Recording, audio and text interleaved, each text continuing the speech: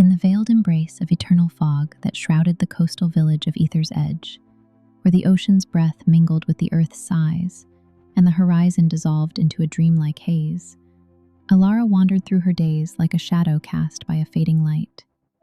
At 28, she was an artist, adrift in a sea of unspoken regrets, her once vibrant spirit dulled by the relentless grind of routine. The ancient lighthouse she had inherited from her grandmother, Isolde, stood sentinel on a rugged cliff, its weathered stones etched with the passage of countless storms. This tower was more than stone and mortar. It was a sanctum of solitude, a place where the stars, on clear nights, seemed to lean down and confide ancient secrets to those who dared to listen. Elara's mornings unfolded in grayscale monotony. She rose with the reluctant dawn, the fog pressing against the lighthouse windows like curious ghosts. In the cramped studio atop the spiral staircase, she mixed paints on a palette scarred by years of indecision, crimson bleeding into sapphire, gold flecked with shadow. Her brush danced hesitantly across canvases that captured ethereal landscapes, swirling nebulae of color that echoed the cosmos, yet remained hidden in the dim corners of her haven.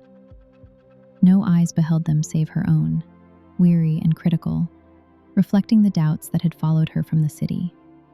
There, as a graphic designer in a gleaming tower of glass and steel, she had poured her soul into designs that were discarded like yesterday's sketches.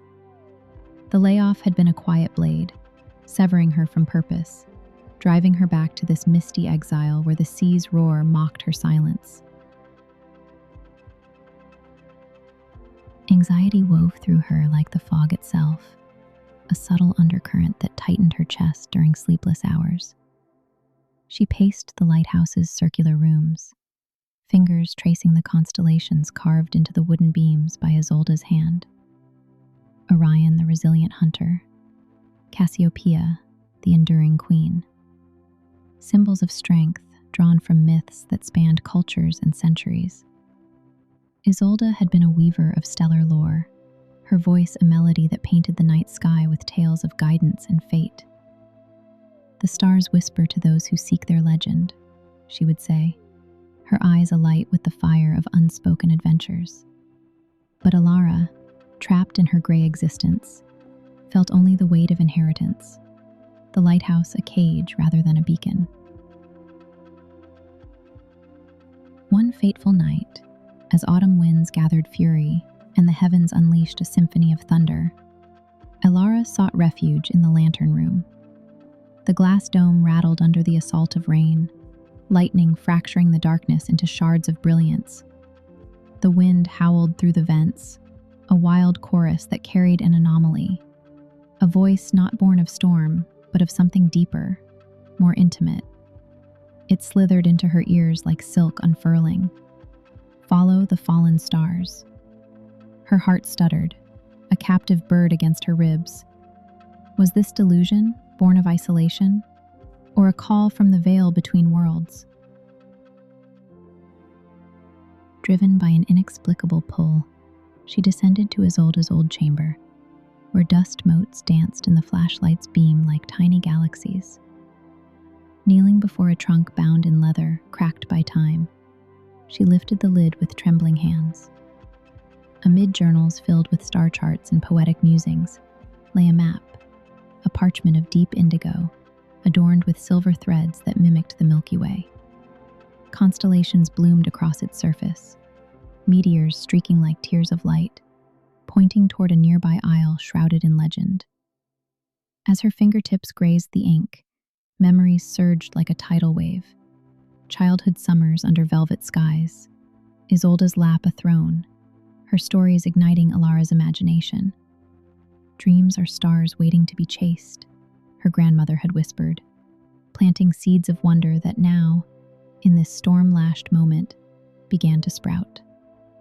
For the first time in years, a fragile ember of hope flickered in Elara's soul, warming the chill of her doubts. At dawn's hesitant glow, when the fog retreated like a defeated army, Elara prepared for departure. She packed a satchel with sketchbook, paints, and the map, its edges frayed like the hem of destiny. The ferry from Aether's edge to the Isle of Echoes was a weathered vessel, its hull groaning against the swells as it cut through waters that mirrored her inner turbulence. The journey was a mere hour, yet it felt like traversing realms. As the isle loomed, a verdant silhouette wreathed in mist, Elara's pulse quickened. The map's lines pulsed with an almost living energy, guiding her to shores where ancient myths whispered of stars that fell to earth, bestowing gifts upon the worthy.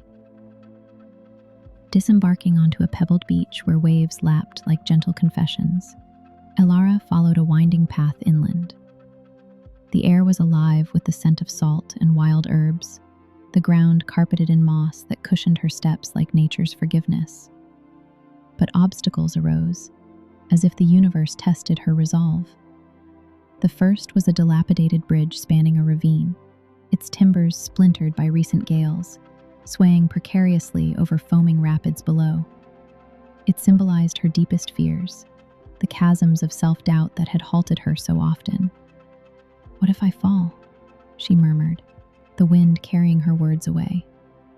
Yet the whisper echoed in her mind. The fallen rise anew. Gripping vines that draped like lifelines, she crossed with deliberate grace, each step a victory over the paralysis within. Deeper into the aisle, where sunlight filtered through canopies of ancient oaks into dappled patterns on the forest floor, Elara encountered souls who would weave into her tapestry. First was Thorne, the elderly fisherman, perched on a driftwood log by a tranquil cove. His face was a landscape of weathered lines, eyes the color of storm-tossed seas. Nets lay tangled at his feet, and he mended them with hands calloused by decades of toil. "Stranger in these parts?" he rasped, his voice a gravelly ballad. Elara, hesitant at first, shared fragments of her quest, the map, the whisper, the pull of forgotten dreams. Over a fire kindled from sea-worn branches, Thorne unfolded his own saga, a life devoted to the waves, dreams of distant horizons sacrificed for a family now scattered like flotsam. "Lost my love to the deep," he confessed, staring into the flames. "Thought I'd chase the horizon once, but duty anchored me. Stars showed me signs, but I turned blind. Don't ye do the same, lass." His words resonated, mirroring Isolde's tale. Her grandmother had forsaken artistic voyages for the hearth, raising kin in the lighthouse's glow. Her dreams dimmed like a waning moon.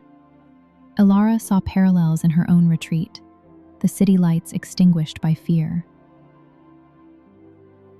Venturing further, along shores where tide pools gleamed like scattered jewels, she met Lira, a child of the wilds with curls like sunlit waves and laughter that bubbled like springs.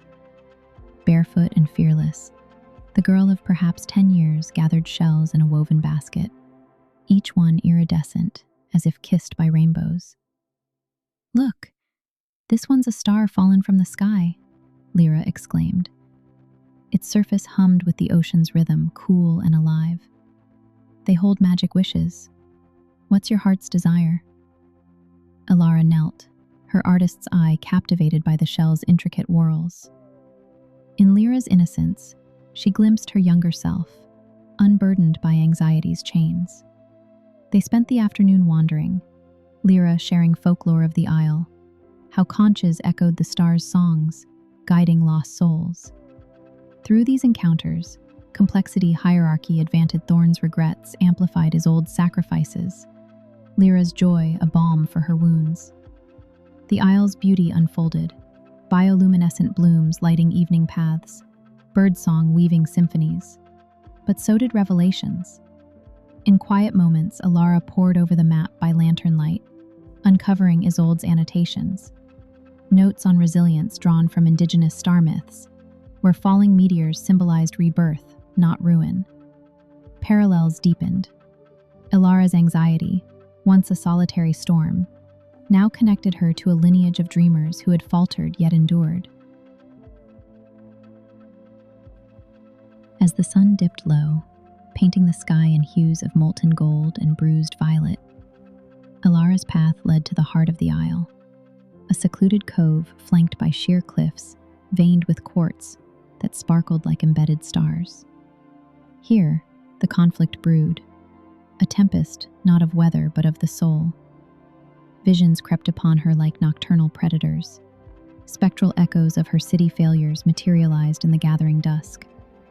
She saw her designs crumpled in boardrooms, heard the echo of dismissive laughter, felt the sting of isolation in crowded streets. Anxiety surged, a vice around her chest, rooting her feet as doubt's vines ensnared her. "You're nothing," the apparitions hissed, their forms shifting like fog. A dreamer without dreams, alone in the vastness. Seeking solace, she entered a cavern mouth yawning in the cliffside, its interior a cathedral of shadows where drips echoed like distant heartbeats. The air grew thick, scented with earth and mystery. Flashbacks assailed her, childhood nights when anxiety first whispered. Isolde's arms a refuge as she recounted tales of Perseus, slayer of fears, his constellation a badge of triumph. But reality intruded. A tremor shook the ground, perhaps from the isle's restless core, dislodging boulders in a thunderous cascade. The entrance collapsed, sealing her in utter blackness. Panic clawed at her throat. Breaths came in ragged gasps, the darkness a mirror to her isolation. Trapped, she confronted the core of her torment, dialogues internal and raw. Why do I chain myself to failure? Why withhold the kindness I extend to strangers from my own fractured self? Tears carved paths down her cheeks, mingling with dust. In the void, empathy bloomed, a gentle dawn within. She recalled Thorne's losses, Lira's unbridled hope, Isolde's quiet regrets. "We are all stars, fallen and rising," she whispered, her voice echoing back stronger. With hands bloodied from scraping stone, she sought fissures, her mind weaving art from despair, imagining canvases of light piercing shadow, symbols of self-forgiveness. Moonlight, persistent as fate, seeped through a crack like a silver thread, illuminating the cavern's depths. There, etched into the far wall in glowing quartz veins, was a constellation not of legend, but of revelation. Stars aligning to form her own face, eyes ablaze with untapped fire, lips parted in quiet power. The fallen stars were no distant quest. They were her innate talents, the artistry that had always dwelled within, waiting for recognition. The universe's whisper crystallized. Her legend was self-discovery, the treasure her resilient spirit. Empowered, she widened the fissure, emerging into the night as a reborn force. A true storm raged now, winds howling like unleashed furies, waves crashing in chaotic symphony. From the cliff's edge, Elara spied Thorne's boat, a fragile speck tossed in the maelstrom. Drawing from her revelation, she acted, gathering bioluminescent fungi and sketching luminous signals on a flat stone, her art a beacon slicing through the gale. Patterns of light danced across the waters, guiding Thorne to safety. He staggered ashore, grasping her arm. "Ye turned the night to day," he gasped, awe in his salt-rimed eyes. "Saved me with your light." In that moment, Elara understood. Her gifts were not solitary flames, but lanterns for the lost. With the storm's retreat came clarity. Elara returned to Aether's edge on the morning ferry, the fog parting as if in deference. The lighthouse welcomed her, no longer a prison, but a portal. She transformed it methodically, clearing rooms for communal spaces, hanging her once hidden paintings like invitations. Villagers trickled in, fishermen with calloused hands eager to sketch horizons, children like Lira painting whimsical stars, elders sharing lore under the revived beacon's glow. Thorne visited often, his stories enriching workshops, Even echoes of Lira's magic infused the air, through letters and shells sent across the waves. One crystalline night, as Elara stood atop the tower, the whisper returned, not from wind or stars, but from within. "The stars are in you." It was her voice, resonant and true, a culmination of journeys internal and eternal. In the resolution's radiant afterglow, she unveiled a grand mural on the lighthouse's facade, a cosmic tapestry where constellations intertwined with faces of the village folk, dreams rendered in vibrant strokes that captured resilience's essence. The town, once muted by mist, awakened. Inspiration spread like wildfire, Elara's light kindling others. Strangers arrived, drawn by tales of the whispering stars, finding solace in the sanctum. Her art graced distant galleries, but its true power lay in illumination, proving that with faith in one's legend, the universe conspires, and a single inner spark can birth a galaxy of hope, echoing across souls in need. Thank you for listening. If you enjoyed it, don't forget to like, subscribe, and drop a comment below. I'd love to read your thoughts.